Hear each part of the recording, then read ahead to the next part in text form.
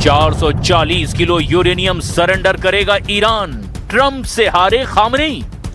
Iran युद्ध के सबसे बड़े मुद्दे 440 किलो यूरेनियम पर क्या कोई गुप्त डील हो गई है?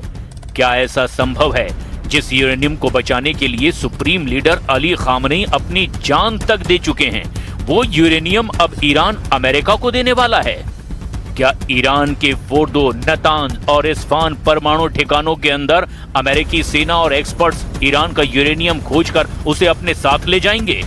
ये दावे और बातें इसीलिए की जा रही है क्योंकि 24 घंटे से तेहरान में पाकिस्तान और कतर के मध्यस्थों ने ईरानी लीडर से जो बातें और आपसी समझ बनाई, उस आधार पर अमेरिका ने कुछ ऐसे दावे कर दिए जिसकी पुष्टि सीधे तौर पर ईरान के किसी भी टॉप और पावरफुल लीडर ने अभी तक नहीं की है और ना ही वर्तमान में ईरान के सुप्रीम लीडर मुस्तफा खामनेई ने की है।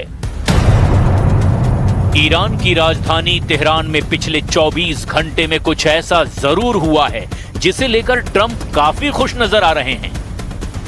राष्ट्रपति डोनाल्ड ट्रंप ने कहा कि अमेरिका और ईरान के बीच एक व्यापक समझौता काफी हद तक तय हो चुका है और स्ट्रेट ऑफ हॉर्मुज को फिर से खोल दिया जाएगा।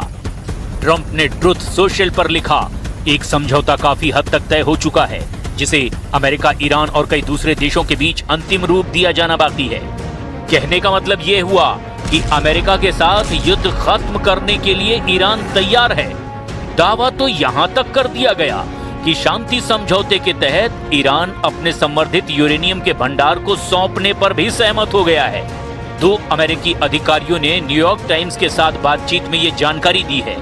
ये जानकारी राष्ट्रपति डोनाल्ड ट्रंप की उस घोषणा के बाद सामने आई है जिसमें उन्होंने कहा कि अमेरिका और ईरान के बीच समझौते का ढांचा लगभग तैयार है।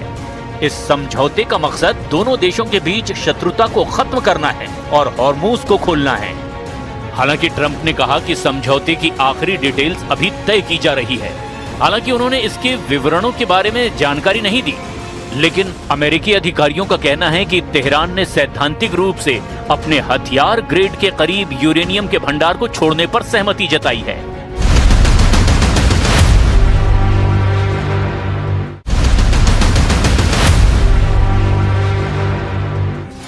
ईरान अमेरिका की गुप्त डील, बलि का बकरा बना इजराइल।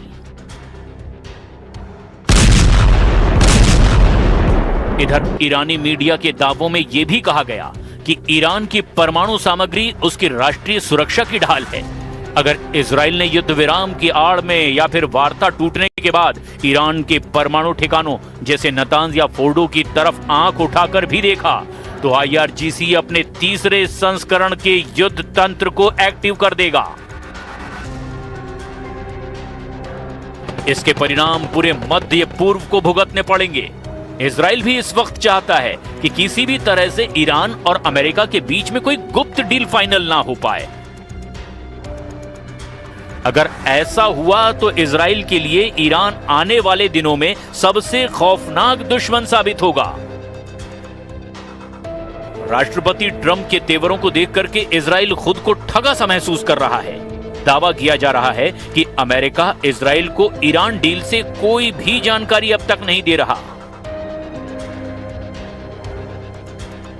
और दावा यह भी किया जा रहा है कि अमेरिका को दरअसल लगता है कि इजराइल की जिद और युद्ध को लेकर उसके सख्त तेवरों के चलते ईरान से समझौता अमेरिका कभी कर ही नहीं पाएगा, जिसके बाद ट्रंप के इशारे पर इजराइल को डील से जुड़ी जानकारी देना बंद कर दी गई है।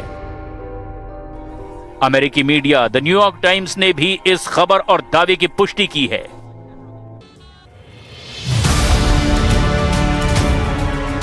न्यूयॉर्क टाइम्स ने बताया कि डोनाल्ड ट्रंप ने ईरान के साथ हो रही बातचीत से नेतन्याहू को किनारे कर दिया है। इजराइल को कोई जानकारी नहीं दी जा रही है, लिहाजा इजराइल में अनिश्चितता का माहौल बना हुआ है।